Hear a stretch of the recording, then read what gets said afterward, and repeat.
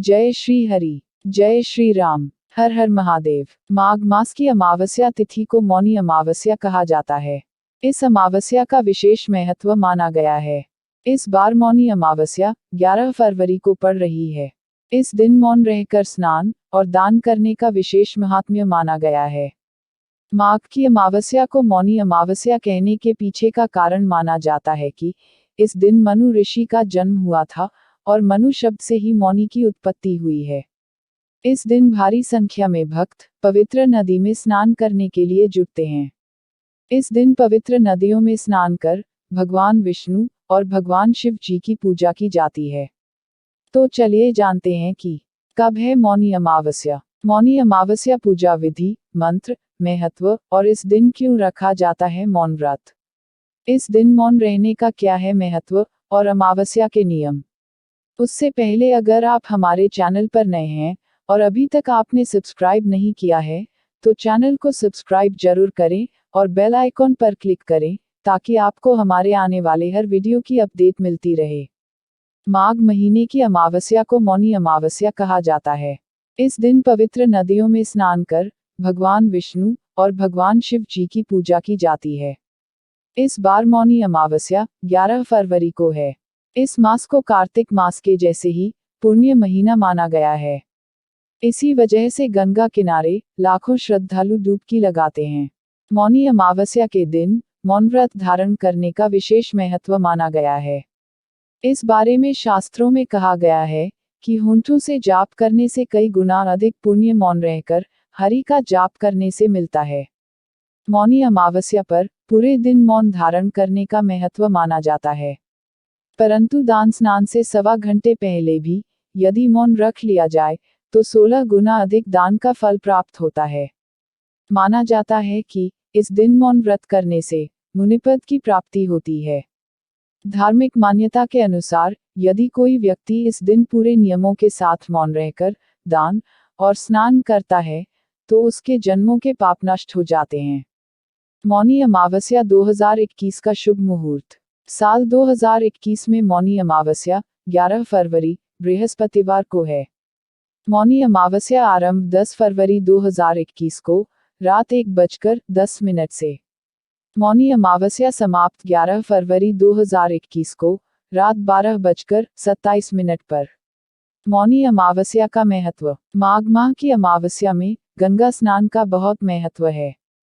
मान्यता है कि इस दिन गंगा, यमुना और सरस्वती नदियों में देवताओं का निवास होता है।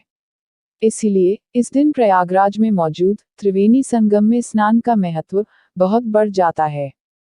खासकर कुंभ के दौरान मौनी अमावस्या के दिन लाखों की संख्या में तीर्थयात्री आते हैं। कुंभ के दौरान सोमवार के दिन पड़ने वाले शाही स्नान बेहद ही शुभ माने जाते हैं। इसके साथ ही यह भी मान्यता है कि पूरे मन से इस दिन भगवान विष्णु की पूजा की जाए तो आयु लंबी होती है। मौनी अमावस्या की पूजा विधि। सबसे पहले गंगा में स्नान करें। घर में हो तो पानी में गंगाजल डालकर स्नान करें। स्नान से पहले जल को अपने हाथ से स्पर्श करके माथे पर लगाकर प्रणाम करें। इस मंत्र का जाप करते रहें।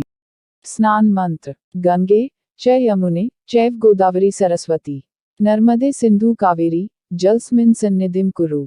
इस मंत्र का जाप नहाते समय करना चाहिए और इस मंत्र का अर्थ है कि हे गंगा, यमुना, गोदावरी, सरस्वती, नर्मदा, सिंधु, कावेरी नदियों, मेरे स्नान करने के इस जल में आप सभी पधारिए। सुबह स्नान से ही मौन रहें। विष्णु जी का ध्यान करें और व्रत का संकल्प लें। उसके बाद भगवान विष्णु का पीले फूल, केसर, चंदन, घी का दीपक और प्रसाद के साथ पूजन करें।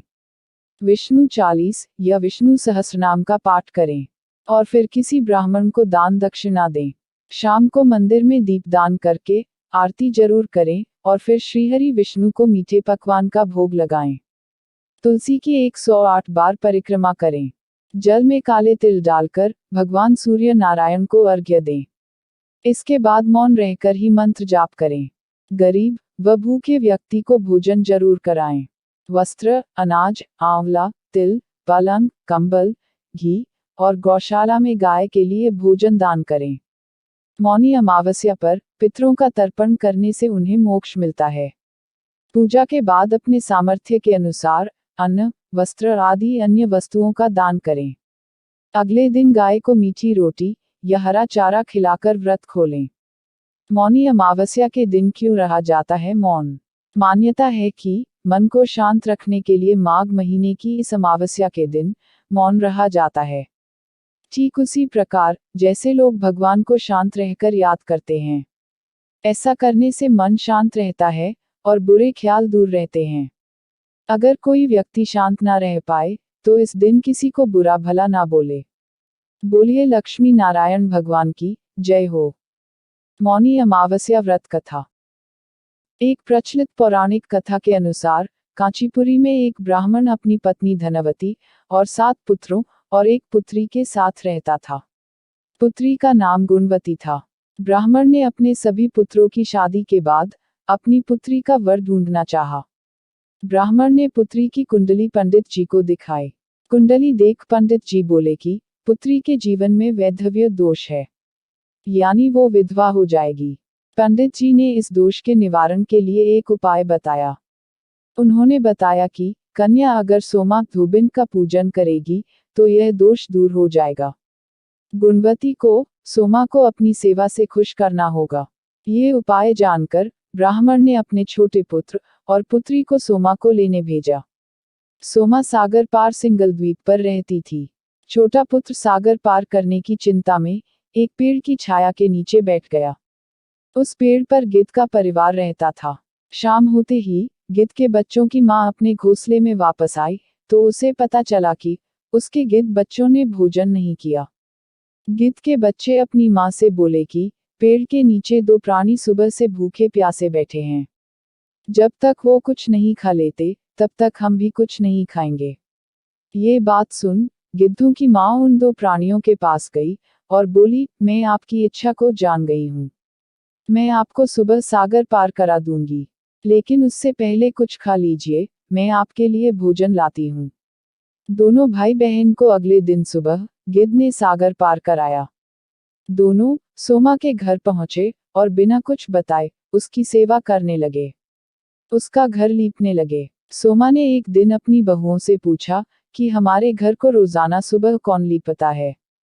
सबने कहा कि कोई नहीं, हम ही घर लीपते पोतते हैं। लेकिन सोमा को अपने परिवार वालों की बातों का भरोसा नहीं हुआ।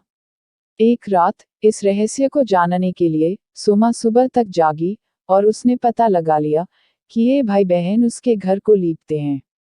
सोमा ने दोनों से बात की और दोनों ने सोमा को बहन के दोष और निवारण की बात बताई। सोमा ने गुणवती को उस दोष से निवारण का वचन दे दिया, लेकिन गुणवती के भाई ने उन्हें घर आने का आग्रह किया। सोमा ने ना नहीं किया। वो दोनों के साथ ब्राह्मण के घर पहुंची। सोमा ने अपनी बहुओं से कहा कि उसकी अनुपस्थिति में यदि किसी का देहांत हो जाए तो उसके शरीर को नष्ट ना करें, मेरा इंतजार करें। ये बोलकर वो गुणवती के साथ उसके घर चली गई। गुणवती के विवाह का कार्यक्रम तय हुआ, लेकिन सप्तपदी होते ही उसका पति मर गया। सोमा ने तुरंत अपने पुण्यों का फल गुणवती को दे दिया। उसका पति तुरंत जीवित हो गया। सोमा दोनों को आशीर्वाद देकर चली गई। गुणवती को पुण्य फल देने से सोमा के पुत्र, जमाता और पति की मृत्यु हो गई। सोमा ने पुण्य फल को संचित करने के लिए रास्ते में पीपल की छाया में विष्णु जी का पूजन करके 108 परिक्रमा की और व्रत रखा। परिक्रमा पूर्ण होते ही उसके परिवार के मृतक जन जीवित हो उठे। निष्काम भाव से सेवा का फल उसे मिला। बोलिए लक्ष्मी नारायण भगवान की जय हो। जय श्री हरि, जय श्री हरि, जय श्री राम। हर हर महादेव।